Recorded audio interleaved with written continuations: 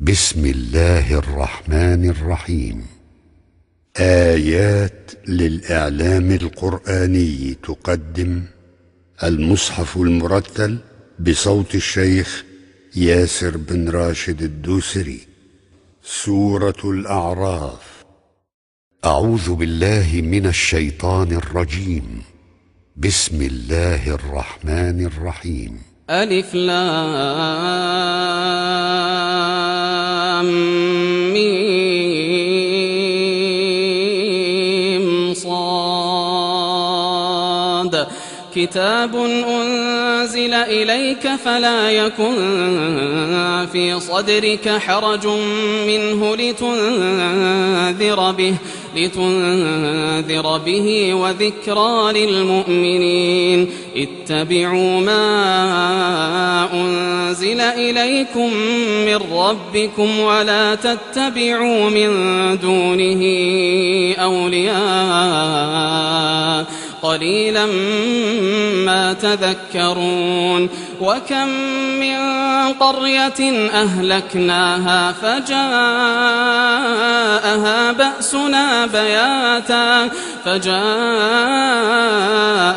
بأسنا بياتا أو هم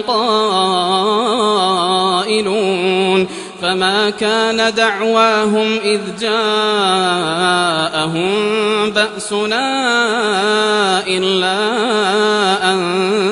قالوا إنا كنا ظالمين. فلنسألن الذين أرسل إليهم ولنسألن المرسلين فلنقصن عليهم بعلم وما كنا غائبين. والوزن يومئذ الحق. فمن ثقلت موازينه فأولئك هم المفلحون. ومن خفت موازينه فأولئك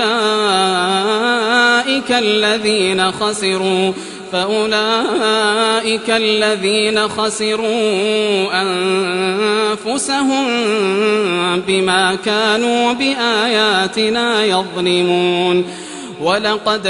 مكناكم في الأرض وجعلنا لكم فيها معايش قليلا ما تشكرون. ولقد خلقناكم ثم صورناكم ثم قلنا للملائكة اسجدوا لآدم فسجدوا إلا إبليس لم يكن من الساجدين. قال ما منعك ألا تسجد إذ أمرتك؟ قال أنا خير منه خلقتني من نار وخلقته من طين. قال فاهبط منها فما يكون لك أن تتكبر فيها فاخرج إنك من الصاغرين. قال أنظرني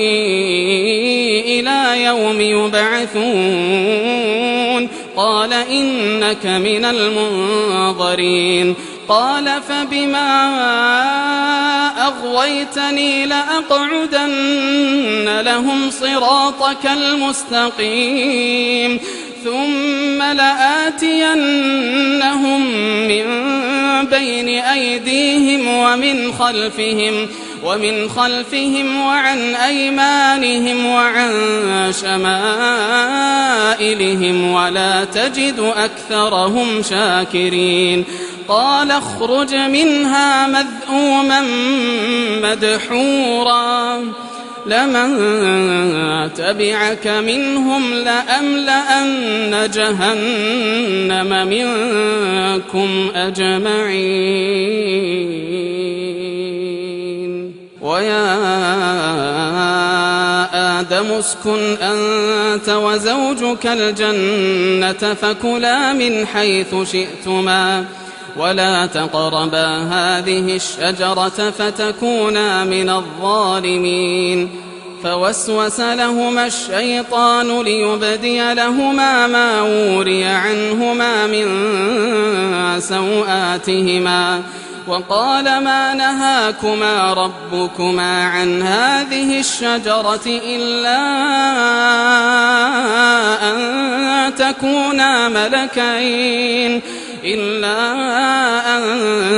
تكونا ملكين أو تكونا من الخالدين وقاسمهما إني لكما لمن الناصحين فدلاهما بغرور فلما ذاقا الشجرة بدت لهما سوآتهما وطفقا يخصفان عليهما من ورق الجنة وناداهما ربهما ألم أنهكما عن تلكما الشجرة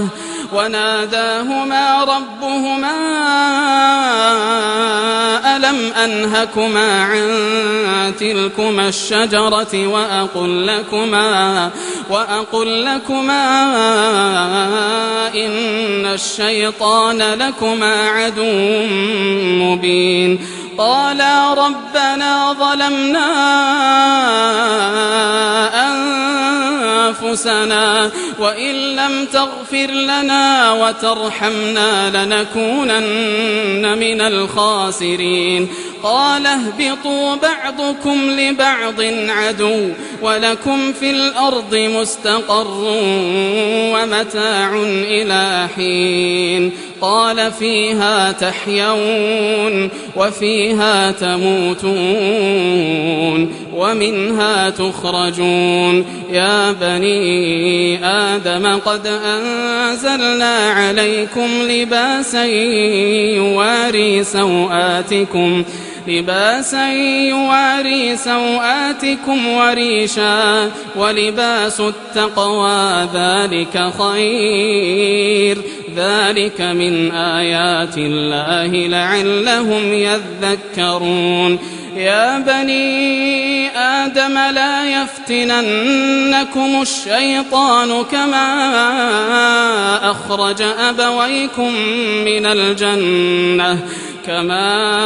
أخرج أبويكم من الجنة ينزع عنهما لباسهما ليريهما سوآتهما إنه يراكم هو وقبيله من حيث لا ترونهم إنا جعلنا الشياطين أولياء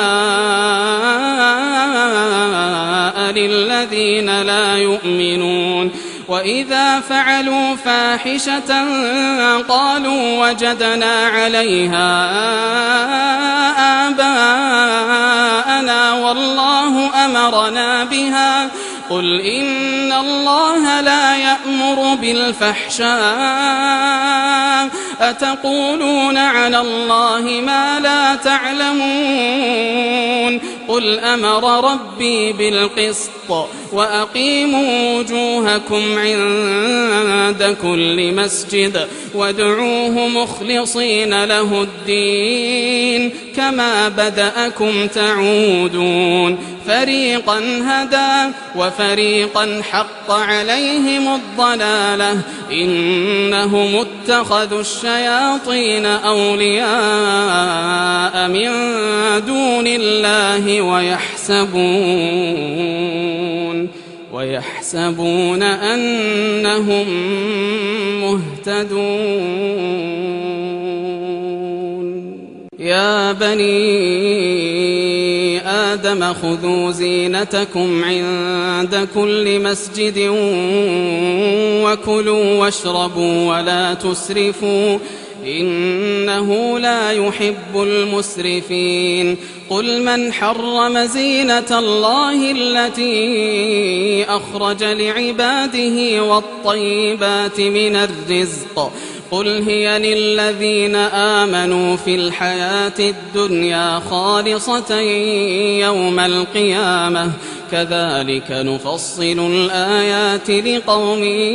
يعلمون قل إنما حرم ربي الفواحش ما ظهر منها وما بطن والإثم والبغي بغير الحق وأن تشركوا بالله ما لم ينزل به سلطانا وأن تقولوا على الله ما لا تعلمون ولكل أمة أجل فإذا جاء أجلهم لا يستأخرون ساعة ولا يستقدمون يا بني آدم إما يأتينكم رسل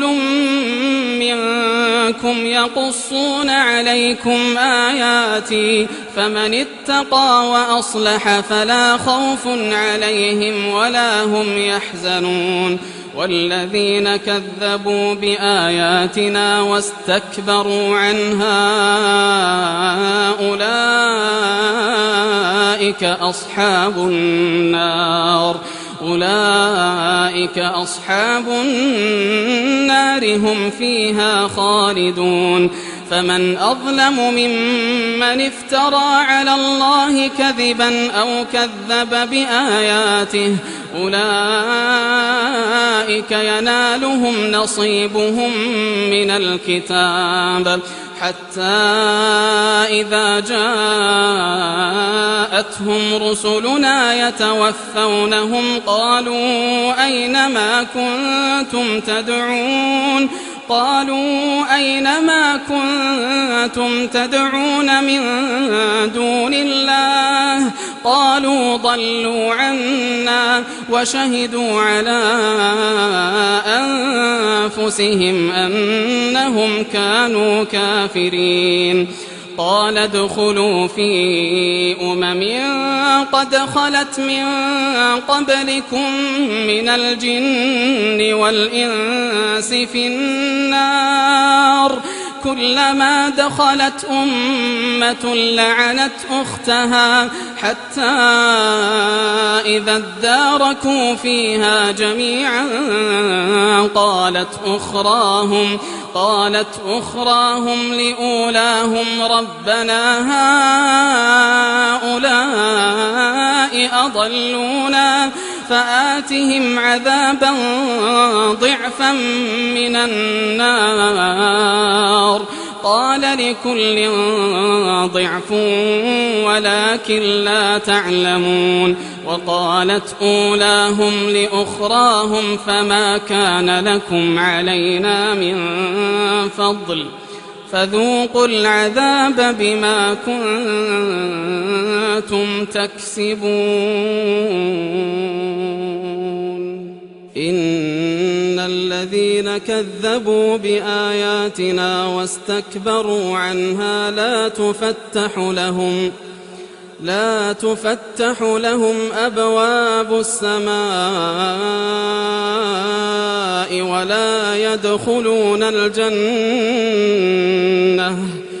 ولا يدخلون الجنة حتى يلج الجمل في سم الخياط وكذلك نجزي المجرمين لهم من جهنم مهاد ومن فوقهم غواش وكذلك نجزي الظالمين والذين آمنوا وعملوا الصالحات لا نكلف نفسا إلا وسعها أولئك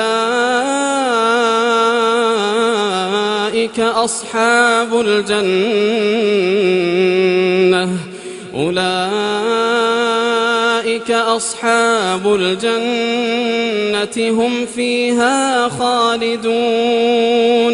ونزعنا ما في صدورهم من غل تجري من تحتهم الأنهار وقالوا الحمد لله الذي هدانا لهذا وما كنا وما كنا لنهتدي لولا أن هدانا الله لقد جاءت رسل ربنا بالحق ونودوا أن تلكم الجنة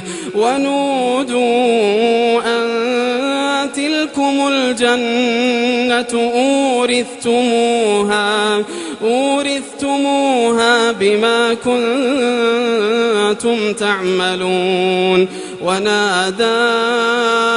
أصحاب الجنة أصحاب النار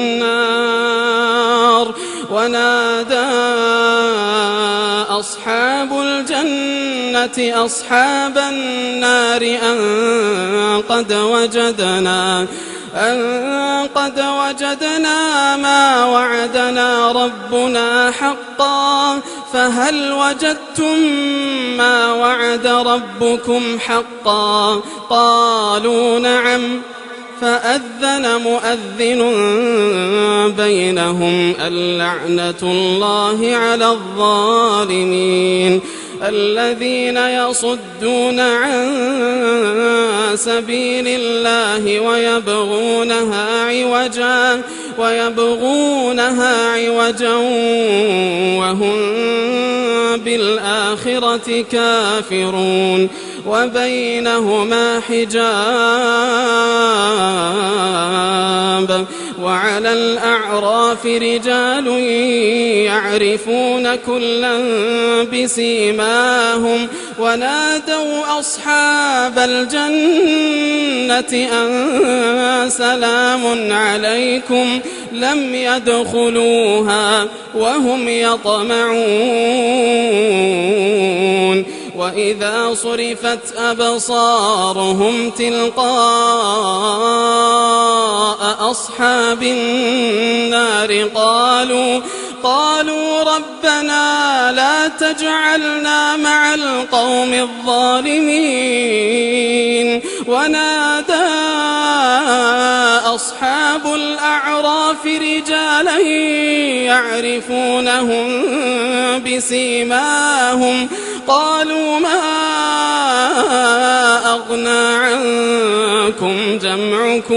قالوا ما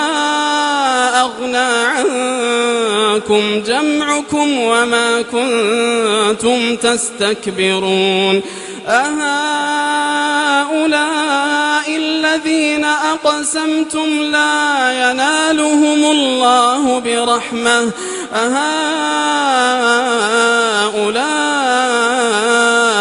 الذين أقسمتم لا ينالهم الله برحمة ادخلوا الجنة لا خوف عليكم ولا أنتم تحزنون ونادى أصحاب النار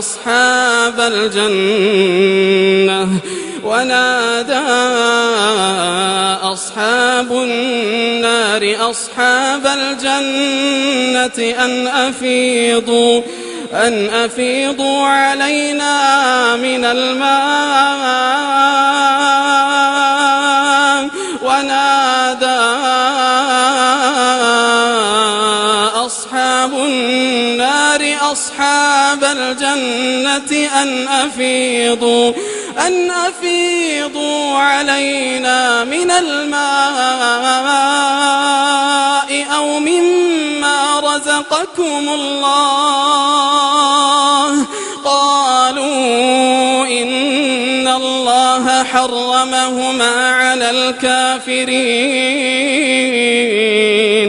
الذين اتخذوا دينهم لهوا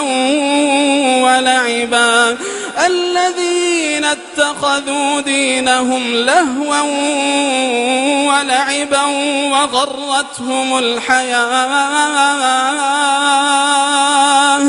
وغرتهم الحياة الدنيا فاليوم ننساهم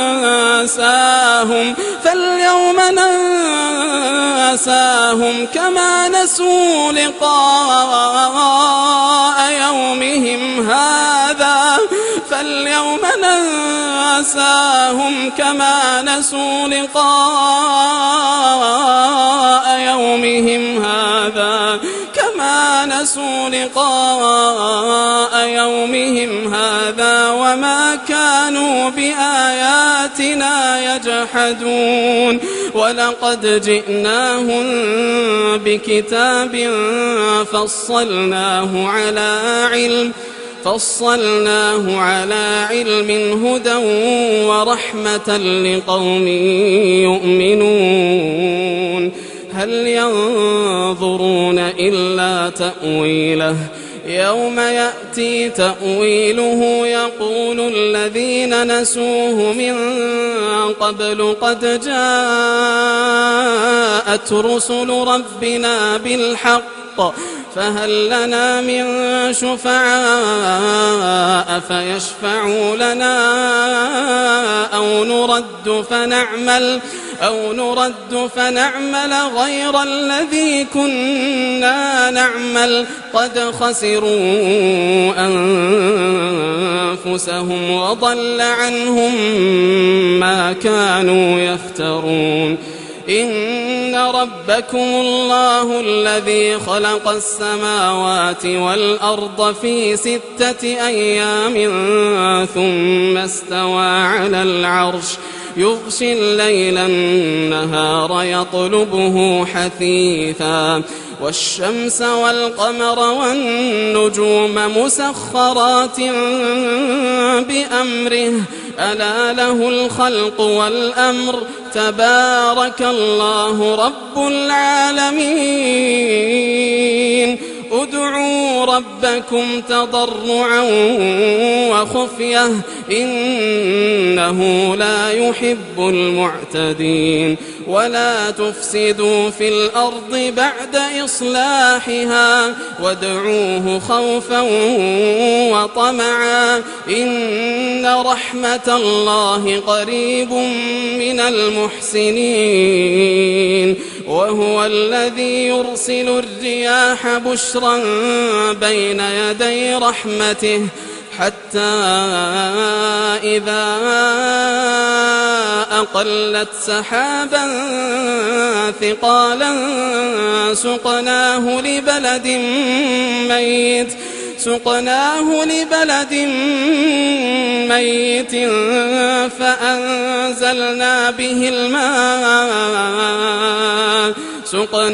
لبلد ميت فأنزلنا به الماء فأخرجنا به من كل الثمرات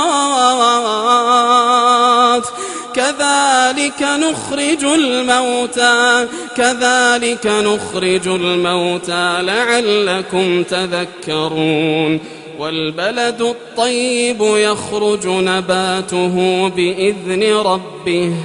والذي خبث لا يخرج إلا نكدا كذلك نصرف الآيات لقوم يشكرون لقد أرسلنا نوحا إلى قومه فقال يا قوم اعبدوا الله ما لكم من إله غيره إني أخاف عليكم عذاب يوم عظيم قال الملأ من قومه إنا لنراك في ضلال مبين قال يا قوم ليس بي ضلالة ولكني رسول من رب العالمين أبلغكم رسالات ربي وأنصح لكم وأعلم من الله ما لا تعلمون أوعجبتم أن جاءكم ذكر من ربكم على رجل منكم لينذركم ولتتقوا ولعلكم ترحمون فكذبوه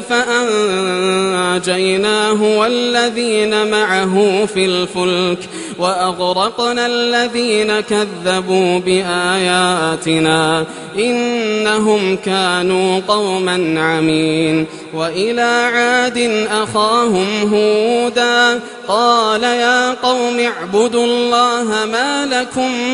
من إله غيره أفلا تتقون قال الملأ الذين كفروا من قومه إنا لنراك في سفاهة وإنا لنظنك من الكاذبين قال يا قوم ليس بي سفاهة ولكني رسول من رب العالمين أبلغكم رسالات ربي وأنا لكم ناصح أمين أوعجبتم أن جاءكم ذكر من ربكم على رجل منكم لينذركم واذكروا إذ جعلكم خلفاء من بعد قوم نوح وزادكم في الخلق بسطة فاذكروا آلاء الله لعلكم تفلحون قالوا أجئتنا لنعبد الله وحده ونذر ما كان يعبد آباؤنا فأتنا بما تعدنا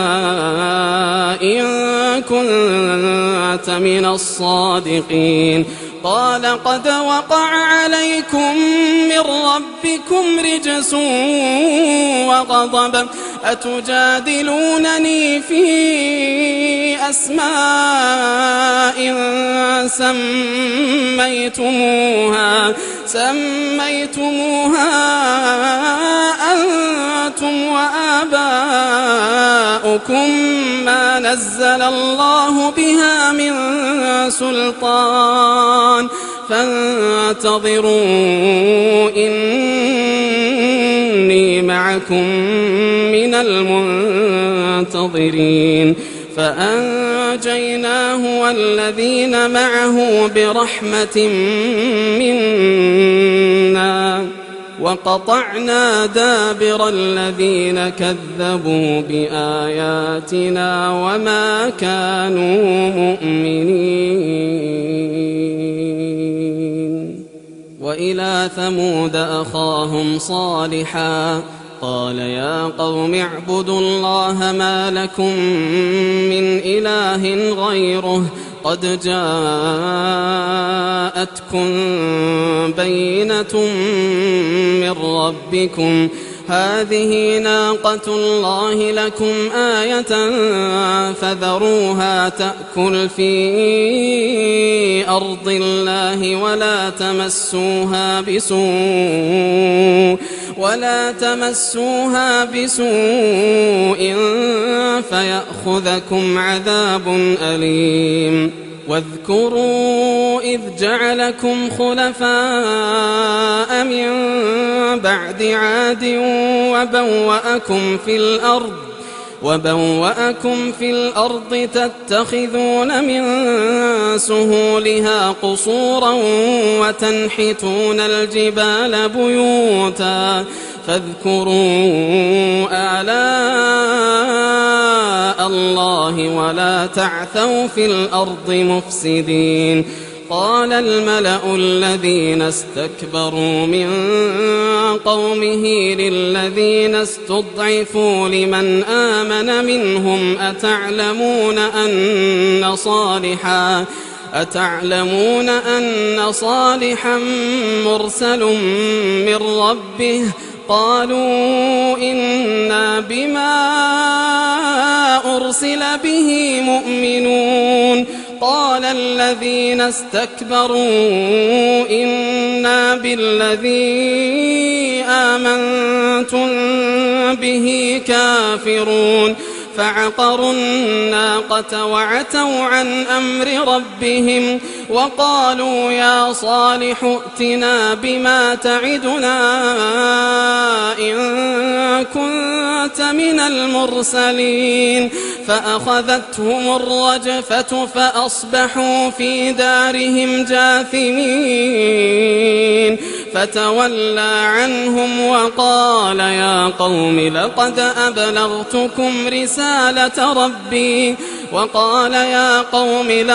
أبلغتكم رسالة ربي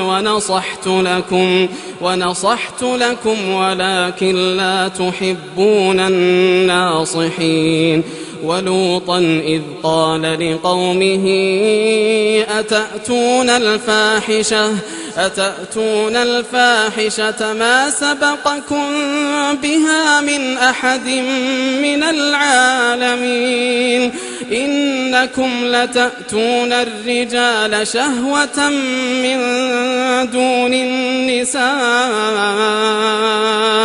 بل أنتم قوم مسرفون وما كان جواب قومه إلا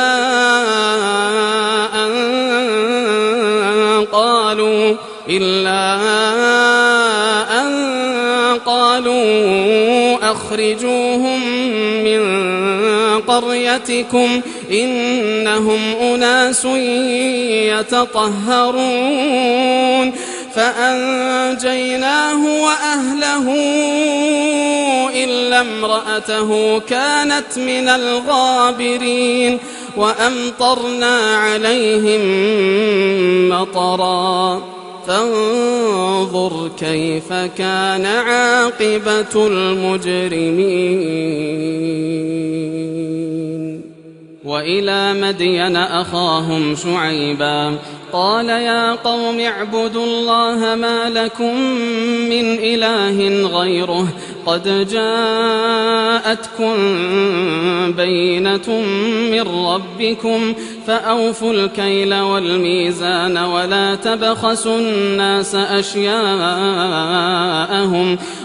تبخسوا الناس أشياءهم ولا تفسدوا في الأرض بعد إصلاحها ذلكم خير لكم إن كنتم مؤمنين ولا تقعدوا بكل صراط توعدون وتصدون عن سبيل الله من آمن به وتبغونها عوجا واذكروا إذ كنتم قليلا فكثركم وانظروا كيف كان عاقبة المفسدين وإن كان طائفة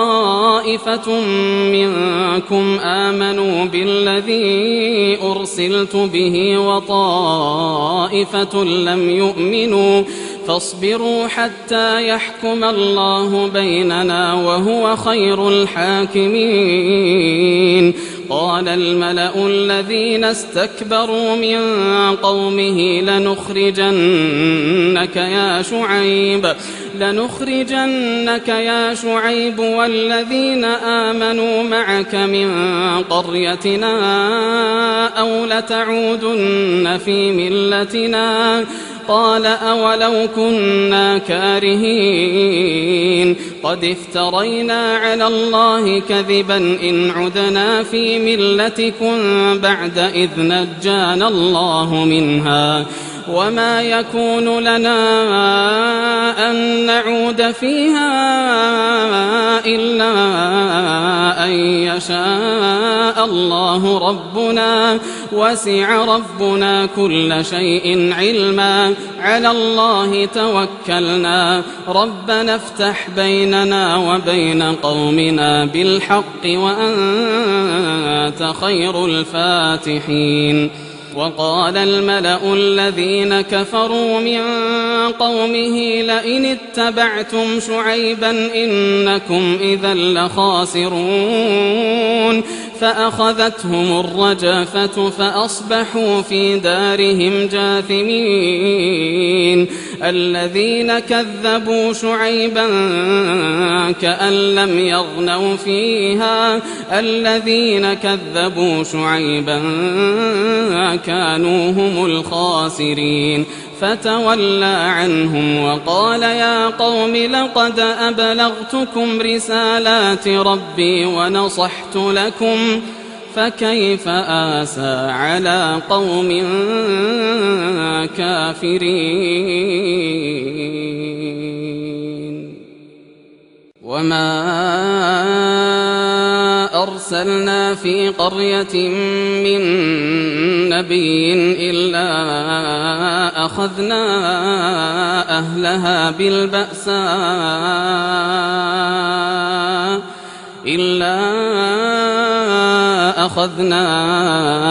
أهلها بالبأساء والضراء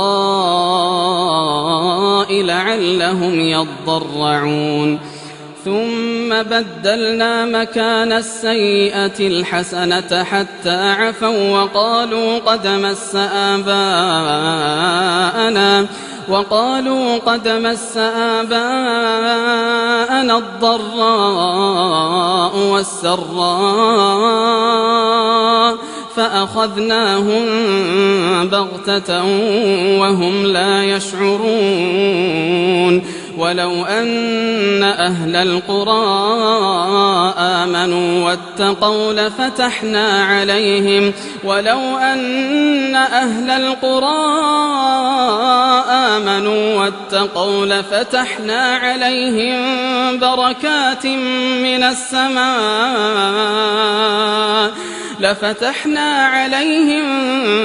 بركات من السماء والأرض ولكن كذبوا فأخذناهم بما كانوا يكسبون. أفأمن أهل القرى أن يأتيهم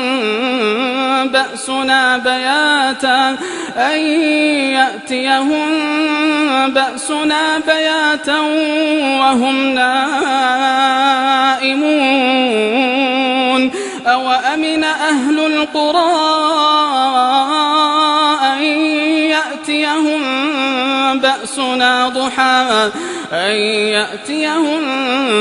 بأسنا ضحى وهم يلعبون. أفأمنوا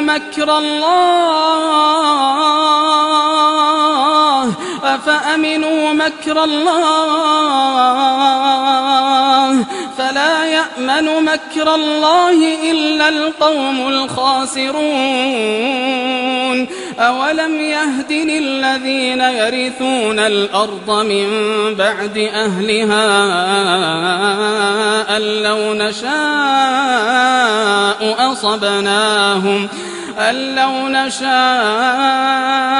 أصبناهم بذنوبهم ونطبع على قلوبهم فهم لا يسمعون. تلك القرى نقص عليك من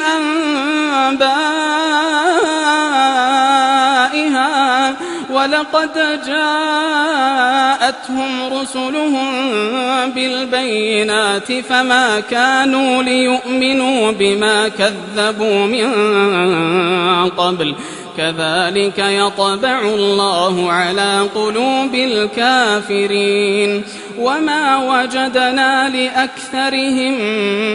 من عهد وإن وجدنا أكثرهم لفاسقين ثم بعثنا من بعدهم موسى بآياتنا إلى فرعون وملئه فظلموا بها فانظر كيف كان عاقبة المفسدين. وقال موسى يا فرعون إني رسول من رب العالمين حقيق على أن لا أقول على الله إلا الحق قد جئتكم ببينة من ربكم فأرسل معي بني إسرائيل. قال إن كنت جئت بآية فأت بها إن كنت من الصادقين. فألقى عصاه فإذا هي ثعبان مبين ونزع يده فإذا هي بيضاء للناظرين. قال الملأ من قوم فرعون إن هذا لساحر عليم يريد أن يخرجكم من أرضكم فماذا تأمرون. قالوا أرجه وأخاه وأرسل في المدائن حاشرين يأتوك بكل ساحر عليم. وجاء السحرة فرعون قالوا إن لنا لأجرا إن كنا نحن الغالبين. قال نعم وإنكم لمن المقربين. قالوا يا موسى إما أن تلقي وإما أن نكون نحن الملقين. قال ألقوا فلما ألقوا سحروا أعين الناس واسترهبوهم وجاءوا بسحر عظيم. وأوحينا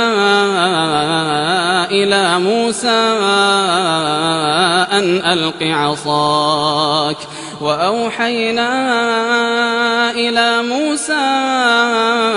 أن ألق عصاك فإذا هي تلقف ما يأفكون. فوقع الحق وبطل ما كانوا يعملون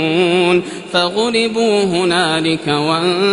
وانقلبوا صاغرين. وألقي السحرة ساجدين قالوا آمنا برب العالمين رب موسى وهارون. قال فرعون آمنتم به قبل أن آذن لكم إن هذا لمكر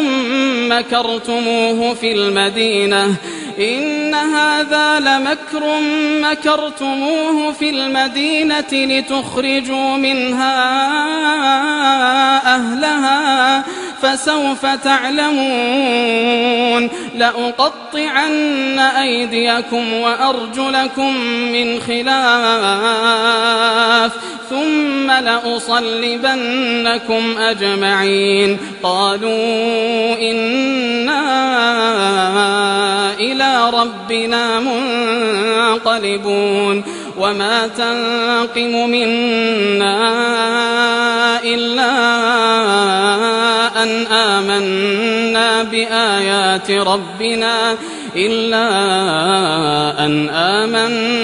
بآيات ربنا لما جاءتنا ربنا أفرغ علينا صبرا وتوفنا مسلمين. وقال الملأ من قوم فرعون أتذر موسى وقومه ليفسدوا في الأرض ويذرك وآلهتك قال سنقتل أبناءهم ونستحيي نساءهم وإنا فوقهم قاهرون قال موسى لقومه استعينوا بالله واصبروا إن الأرض لله يورثها من يشاء من عباده والعاقبة للمتقين قالوا أوذينا من قبل أن تأتينا ومن بعد ما جئتنا قال عسى ربكم أن يهلك عدوكم ويستخلفكم في الأرض فينظر كيف تعملون ولقد أخذنا آل فرعون بالسنين ونقص من الثمرات لعلهم يذكرون فإذا جاءتهم الحسنة قالوا لنا هذه وإن تصبهم سيئة يطيروا بموسى ومن معه ألا إنما طائرهم عند الله ولكن أكثرهم لا يعلمون وقالوا مهما تأتنا به من آية لتسحرنا بها فما نحن لك بمؤمنين فأرسلنا عليهم الطوفان والجراد والقمل والضفادع والدم آيات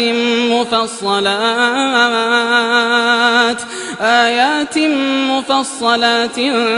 فاستكبروا وكانوا قوما مجرمين ولما وقع عليهم الرجز قالوا يا موسى ادع لنا ربك بما عهد عندك لئن كشفت عنا الرجز لنؤمنن لك ولنرسلن معك بني إسرائيل فلما كشفنا عنهم الرجز إلى أجل هم بالغوه إذا هم ينكثون فانتقمنا منهم فأغرقناهم في اليم بأنهم كذبوا بآياتنا وكانوا عنها غافلين وأورثنا القوم الذين كانوا يستضعفون مشارق الأرض ومغاربها التي باركنا فيها وتمت كلمة ربك الحسنى على بني إسرائيل بما صبروا ودمرنا ما كان يصنع فرعون وقومه وما كانوا يعرشون وجاوزنا ببني إسرائيل البحر فأتوا على قوم يعكفون على أصنام لهم قالوا يا موسى اجعل لنا إلها كما لهم آلهة قال إنكم قوم تجهلون إن هؤلاء متبر ما هم فيه وباطل ما كانوا يعملون قال أغير الله أبغيكم إلها وهو فضلكم على العالمين وإذ أنجيناكم من آل فرعون يسومونكم سوء العذاب يقتلون أبناءكم ويستحيون نساءكم وفي ذلكم بلاء من ربكم عظيم وواعدنا موسى 30 ليلة وأتممناها ب10 فتم ميقات ربه 40 ليلة وقال موسى لأخيه هارون اخلفني في قومي وأصلح ولا تتبع سبيل المفسدين ولما جاء موسى لميقاتنا وكلمه ربه قال رب أرني أنظر إليك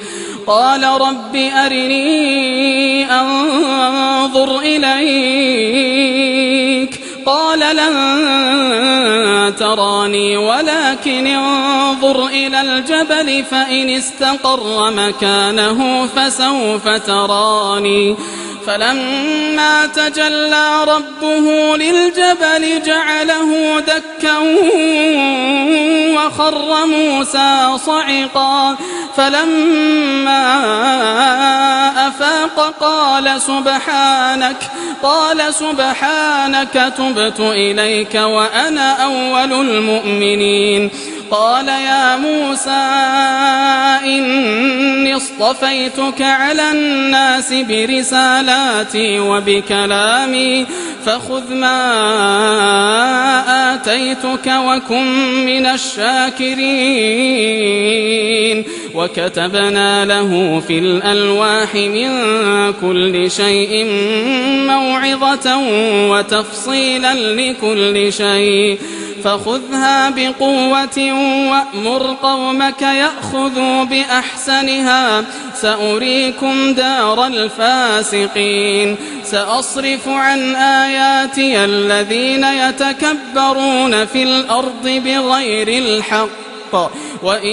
يروا كل آية لا يؤمنوا بها وإن يروا سبيل الرشد لا يتخذوه سبيلا وإن يروا سبيل الغي يتخذوه سبيلا ذلك بأنهم كذبوا بآياتنا وكانوا عنها غافلين والذين كذبوا بآياتنا ولقاء الآخرة حبطت أعمالهم هل يجزون إلا ما كانوا يعملون واتخذ قوم موسى من بعده من حليهم عجلا جسدا له خوار ألم يروا أنه لا يكلمهم ولا يهديهم سبيلا اتخذوه وكانوا ظالمين ولما سقط في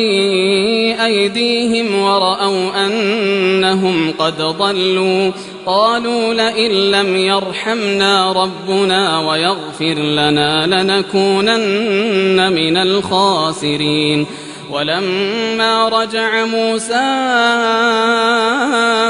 إلى قومه غضبان أسفا قال بئس ما خلفتموني من بعدي أعجلتم أمر ربكم وألقى الألواح وأخذ برأس أخيه يجره إليه قال ابن أم إن القوم استضعفوني وكادوا يقتلونني فلا تشمت بي الأعداء ولا تجعلني مع القوم الظالمين قال رب اغفر لي ولأخي وأدخلنا في رحمتك وأنت أرحم الراحمين إن الذين اتخذوا العجل سينالهم غضب من ربهم وذلة في الحياة الدنيا وكذلك نجزي المفترين والذين عملوا السيئات ثم تابوا من بعدها وآمنوا إن ربك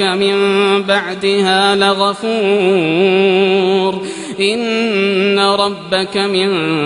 بعدها لغفور رحيم ولما سكت عن موسى الغضب أخذ الألواح وفي نسختها هدى ورحمة للذين هم لربهم يرهبون واختار موسى قومه 70 رجلا لميقاتنا فلما أخذتهم الرجفة قال رب لو شئت أهلكتهم من قبل وإياي أتهلكنا بما فعل السفهاء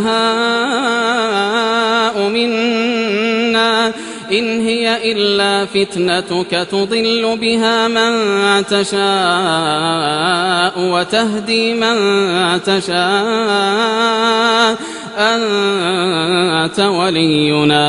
أنت ولينا فاغفر لنا وارحمنا وأنت خير الغافرين واكتب لنا في هذه الدنيا حسنة وفي الآخرة إنا هدنا إليك قال عذابي أصيب به من أشاء ورحمتي وسعت كل شيء فسأكتبها للذين يتقون ويؤتون الزكاة والذين هم بآياتنا يؤمنون الذين يتبعون الرسول النبي الأمي الذي يجدونه مكتوبا عندهم في التوراة والإنجيل يأمرهم بالمعروف وينهاهم عن المنكر ويحل لهم الطيبات ويحرم عليهم الخبائث ويضع عنهم إصرهم والأغلال التي كانت عليهم فالذين آمنوا به وعزروه ونصروه واتبعوا النور الذي أنزل معه أولئك هم المفلحون قل يا أيها الناس إني رسول الله إليكم جميعا الذي له ملك السماوات والأرض لا إله إلا هو يحيي ويميت فآمنوا بالله ورسوله النبي الأمي الذي يؤمن بالله وكلماته واتبعوه لعلكم تهتدون ومن قوم موسى أمة يهدون بالحق وبه يعدلون وقطعناهم 12 أسباطا أمما وأوحينا إلى موسى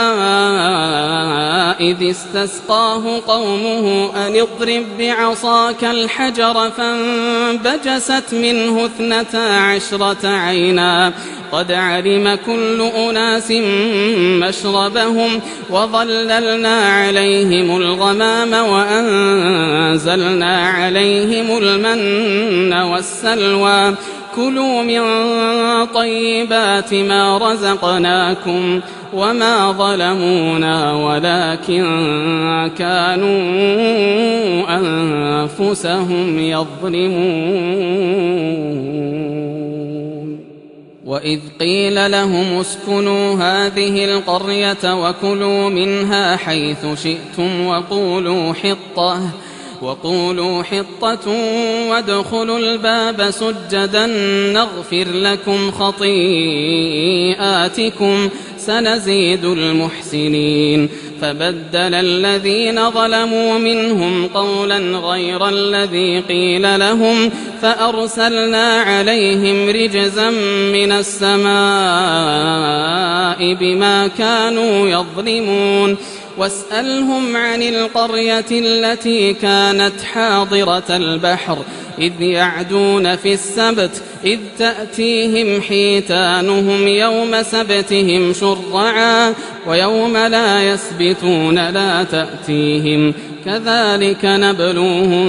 بما كانوا يفسقون وإذ قالت أمة منهم لم تعظون قوما الله مهلكهم أو معذبهم عذابا شديدا قالوا معذرة إلى ربكم ولعلهم يتقون فلما نسوا ما ذكروا به أنجينا الذين ينهون عن السوء وأخذنا الذين ظلموا بعذاب بئيس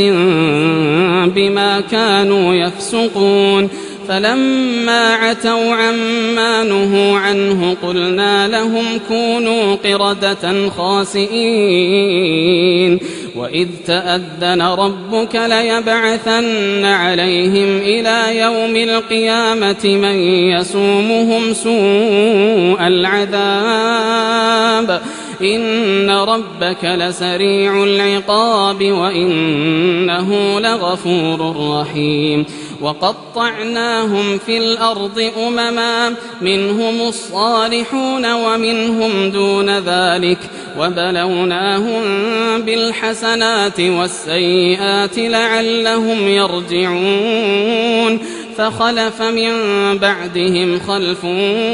ورثوا الكتاب يأخذون عرض هذا الأدنى ويقولون سيغفر لنا وإن يأتهم عرض مثله يأخذوه ألم يؤخذ عليهم ميثاق الكتاب ألا يقولوا على الله إلا الحق ودرسوا ما فيه والدار الآخرة خير للذين يتقون أفلا تعقلون والذين يمسكون بالكتاب وأقاموا الصلاة إنا لا نضيع أجر المصلحين وإذ نتقنا الجبل فوقهم كأنه ظلة وظنوا أنه واقع بهم خذوا ما آتيناكم بقوة واذكروا ما فيه لعلكم تتقون وإذ أخذ ربك من بني آدم من ظهورهم ذريتهم وأشهدهم على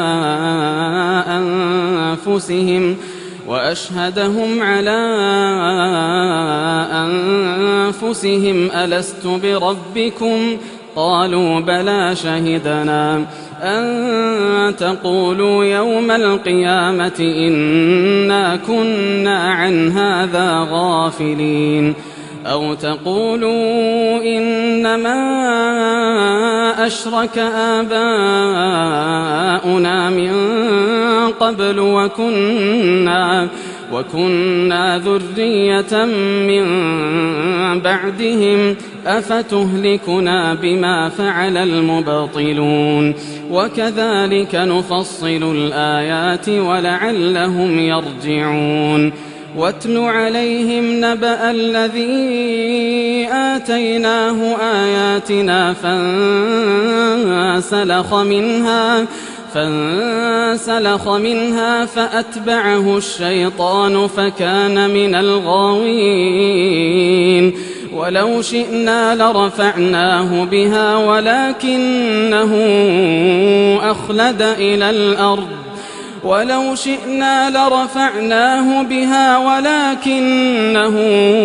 أخلد إلى الأرض واتبع هواه فمثله كمثل الكلب إن تحمل عليه يلهث أو تتركه يلهث ذلك مثل القوم الذين كذبوا بآياتنا فاقصص القصص لعلهم يتفكرون ساء مثلا القوم الذين كذبوا بآياتنا وأنفسهم كانوا يظلمون من يهد الله فهو المهتدي ومن يضلل فأولئك هم الخاسرون ولقد ذرأنا لجهنم كثيرا من الجن والإنس لهم قلوب لا يفقهون بها ولهم أعين لا يبصرون بها ولهم آذان لا يسمعون بها أولئك كالأنعام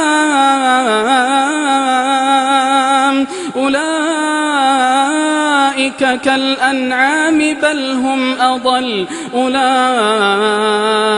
هم الغافلون ولله الأسماء الحسنى فادعوه بها وذروا الذين يلحدون في أسمائه سيجزون ما كانوا يعملون وممن خلقنا أمة يهدون بالحق وبه يعدلون والذين كذبوا بآياتنا سنستدرجهم من حيث لا يعلمون وأملي لهم إن كيدي متين أولم يتفكروا ما بصاحبهم من جنة إن هو إلا نذير مبين أولم ينظروا في ملكوت السماوات والأرض وما خلق الله من شيء وأن عسى أن يكون قد اقترب أجلهم فبأي حديث بعده يؤمنون من يضلل الله فلا هادي له ويذرهم في طغيانهم يعمهون يسألونك عن الساعة أيان مرساها قل إنما علمها عند ربي لا يجليها لوقتها إلا هو ثقلت في السماوات والأرض لا تأتيكم إلا بغتة يسألونك كأنك حفي عنها قل إنما علمها عند الله ولكن أكثر الناس لا يعلمون قل لا أملك لنفسي نفعا ولا ضرا إلا ما شاء الله ولو كنت أعلم الغيب لاستكثرت من الخير وما مسني السوء إن أنا إلا نذير وبشير لقوم يؤمنون هو الذي خلقكم من نفس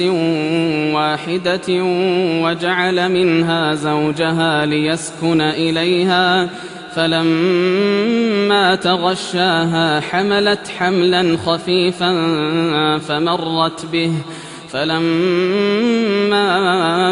أثقلت دعوا الله ربهما لئن آتيتنا صالحا لنكونن من الشاكرين